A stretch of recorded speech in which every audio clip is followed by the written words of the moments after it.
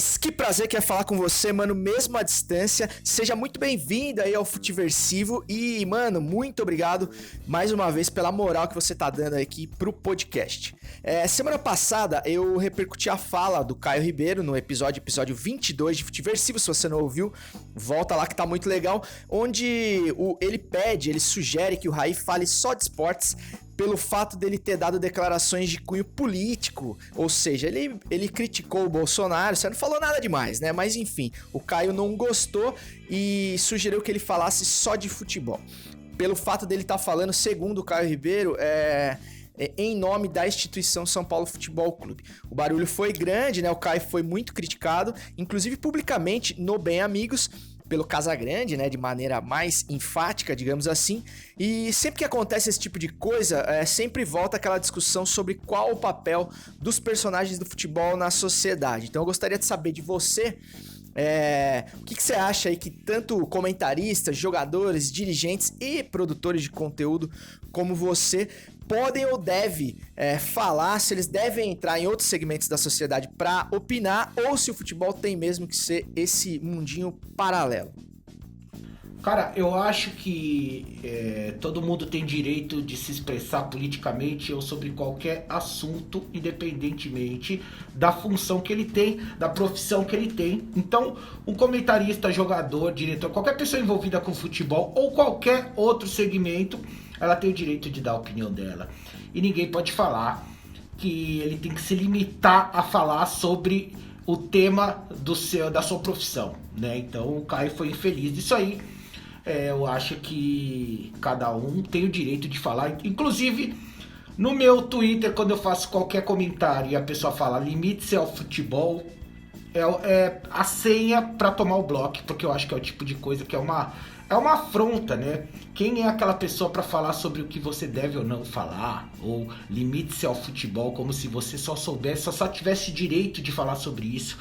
Então eu acho que ainda bem que tem pessoas que se sentem ou que sentem ou vontade ou se sentem no direito e se sentem no dever de se posicionar.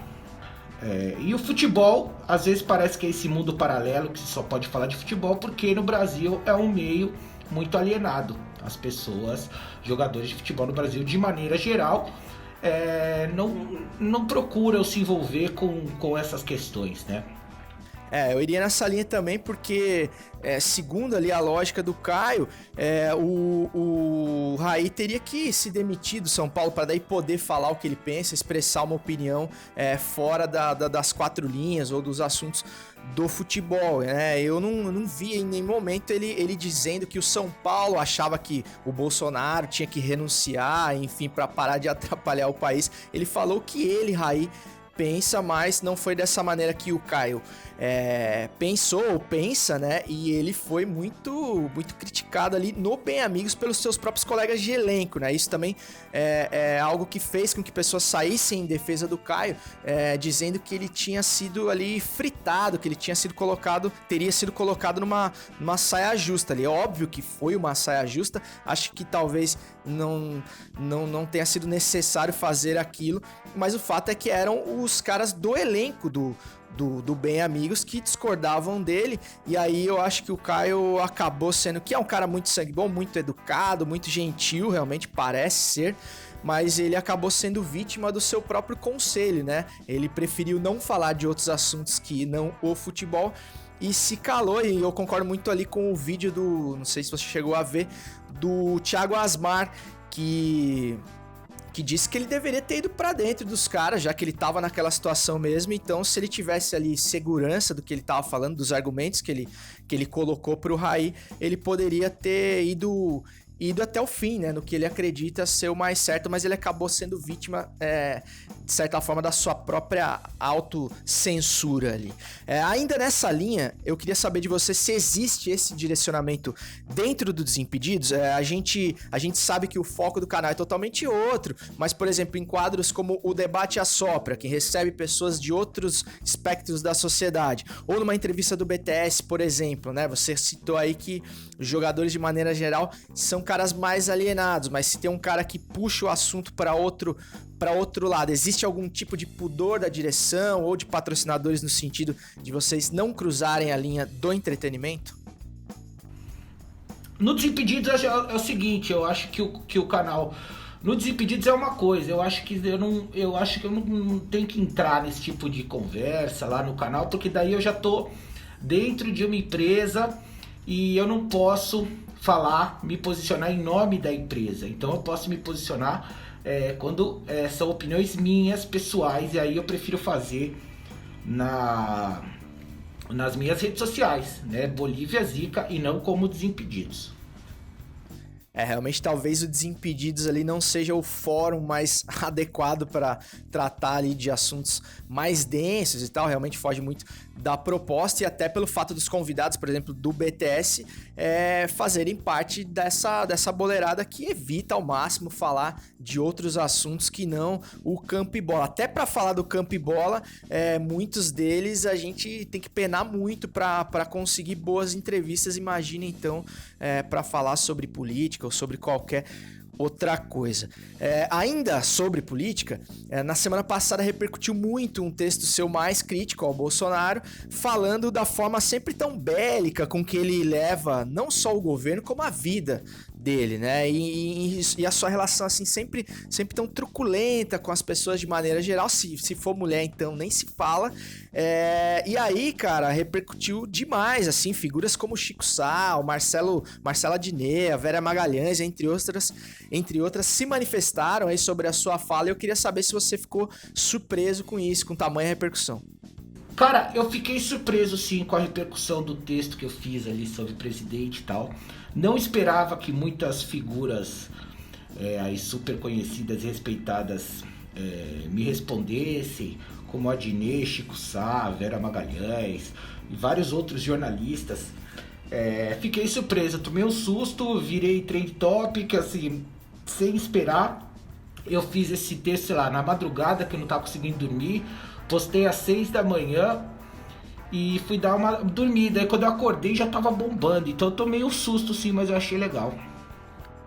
Na real, todo mundo acho que ficou meio de cara. Eu fiquei de cara a hora que eu vi Bolívia ali nos TTs, porque fiquei imaginando que fosse alguma treta com o Evo Morales, assim, algo do tipo. E a hora que eu vi que se tratava de um personagem ali do YouTube, do futebol, falei, cara, que massa, fiquei muito feliz de ver, já falei isso no episódio passado aqui, e eu espero que isso seja uma tendência aí, que você possa de fato influenciar outros caras do meio do YouTube, não só do futebol, como de outros assuntos, a falar sobre, não só sobre política, mas sobre qualquer assunto que eles queiram falar, que isso não seja um tabu tão grande. E lembrando sempre que o pior tipo de censura é a autocensura, aquilo que você deixa de falar com medo de dar merda.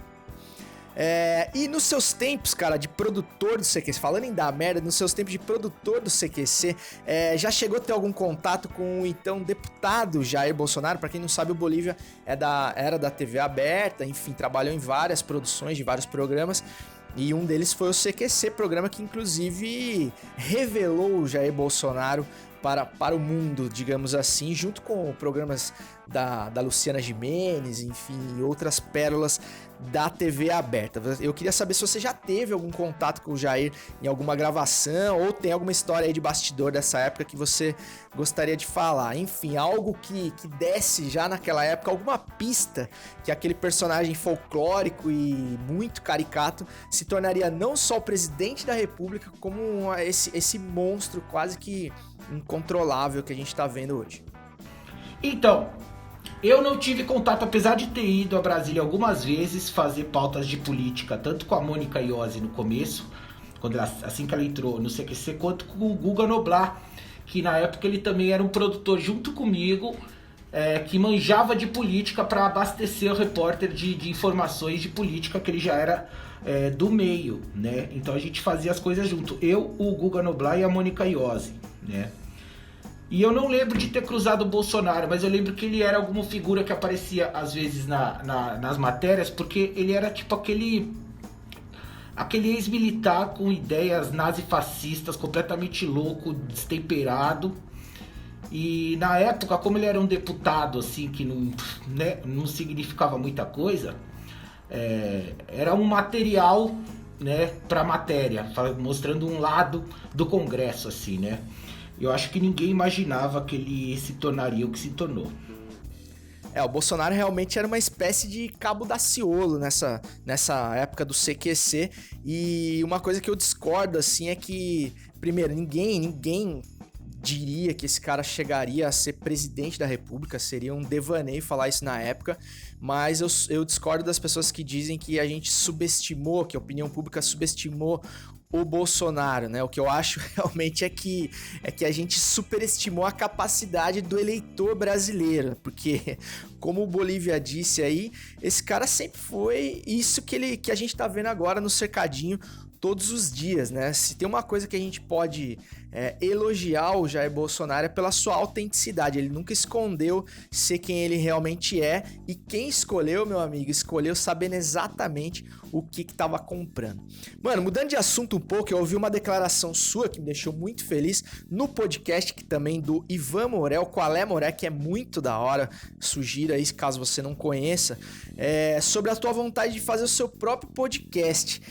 Então eu queria saber se tem alguma coisa já mais concreta sobre esse projeto, ou se ainda não tem nada definido. O que você poderia falar aí sobre o podcast do Bolivão?